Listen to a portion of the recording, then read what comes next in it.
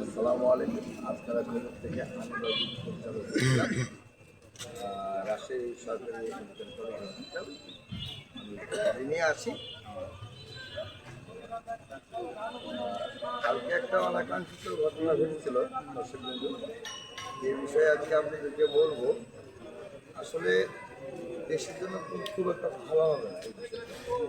কালকে আমি আমার পরিবার ছেড়ে এবং যত প্রয়োজনীয় থাকুক সেইগুলো সেরে আমি গরিব দুঃখী যারা আছে তাদেরকে এক পলক দেখার জন্য আমি বছরের দিনে আবেদন করি ডাক্তার সাহেব।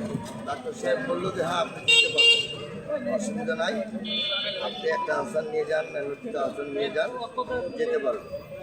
তার পক্ষ থেকে বেরিয়ে আসার পর থেকেই আমি প্রশাসনিক লোকের একটা হ্যারাসমেন্টে পড়ে গেলাম এবং ওসি সাহেব উনি নিজে মানে পার্শ্ববর্তী যে থানা আছে সেই থানার কথা বলছি দর্শক বন্ধু, সেই ওসি নিজে আমার সাথে কথা বলেছে এবং বলেছে যে আপনাকে এখন এই মুহূর্তে অ্যারেস্ট করতে পারবেন।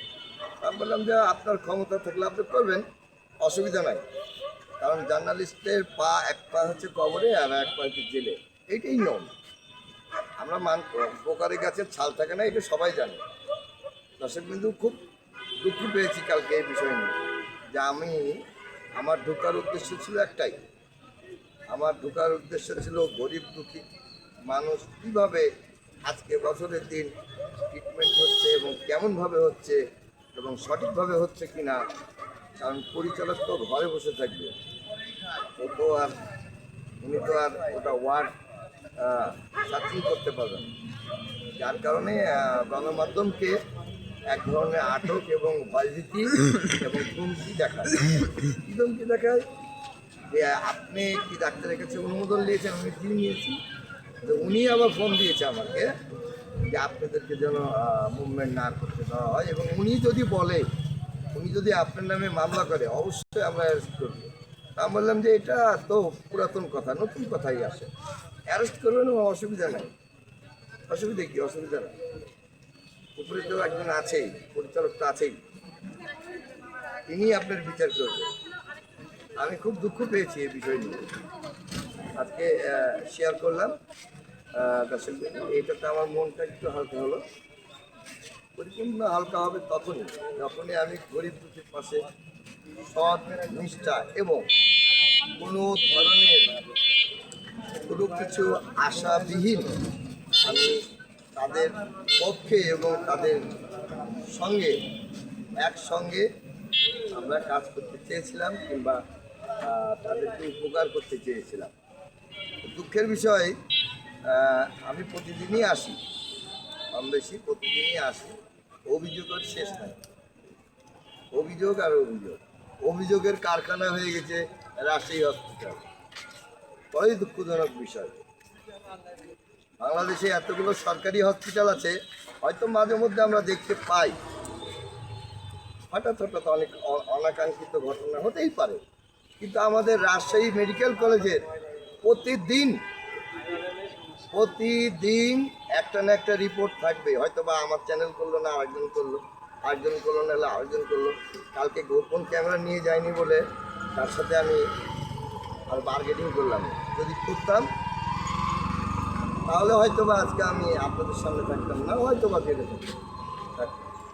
বিষয় সেটা নয়। আমি তো চোরও না, বাটপারও না, কিংবা আপনার হসপিটালে যে আপনার বিঘ্ন ঘটাবো তাও না। আমি তো এক নজর দেখতে চেয়েছি, এটাই কি আমার ভুল?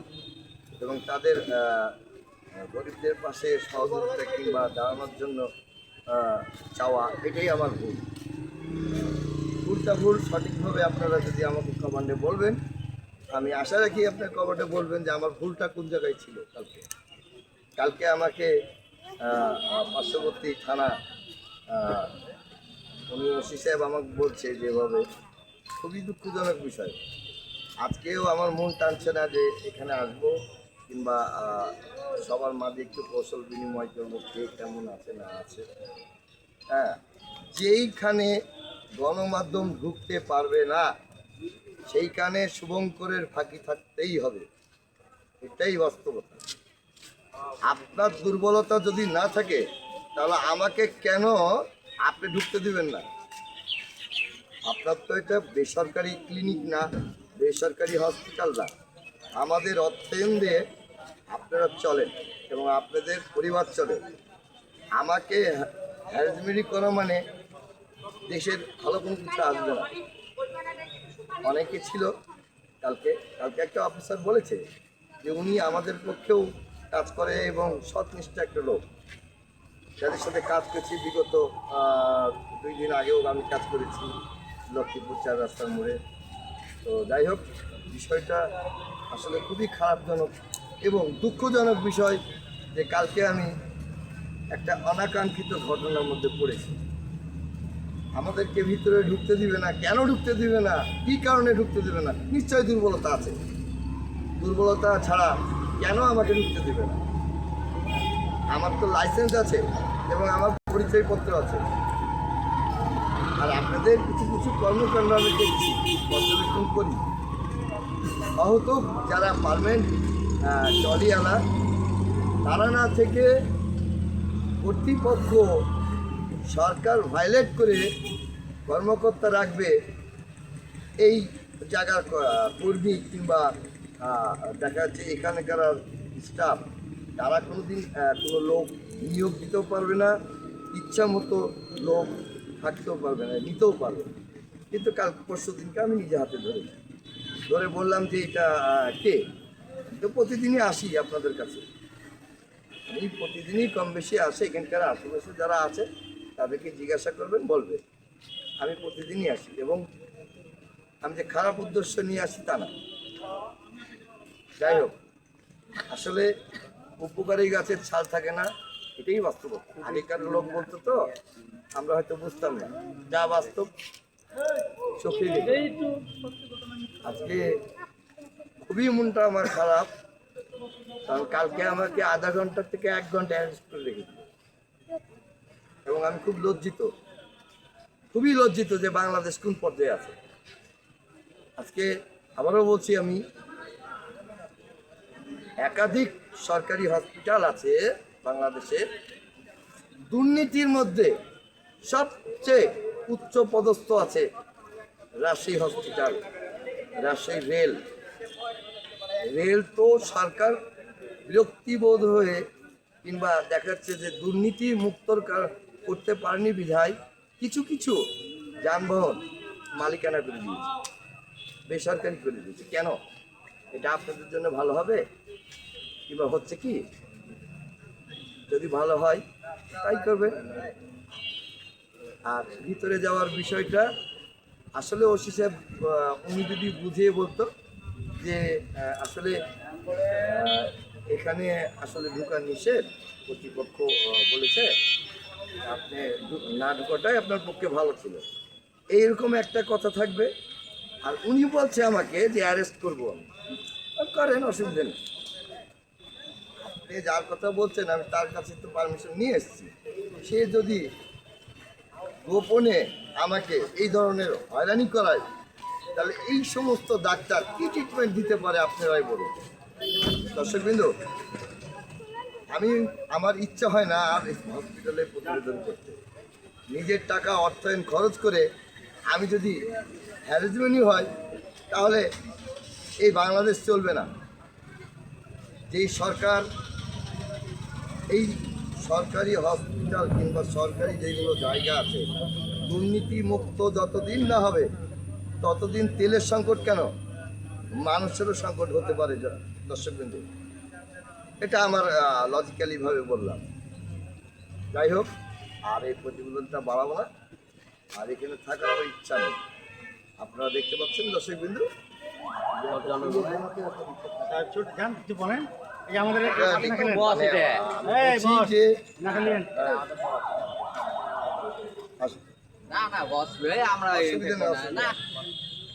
যাই হোক, বিষয়টা তো আপনারা জানলেন।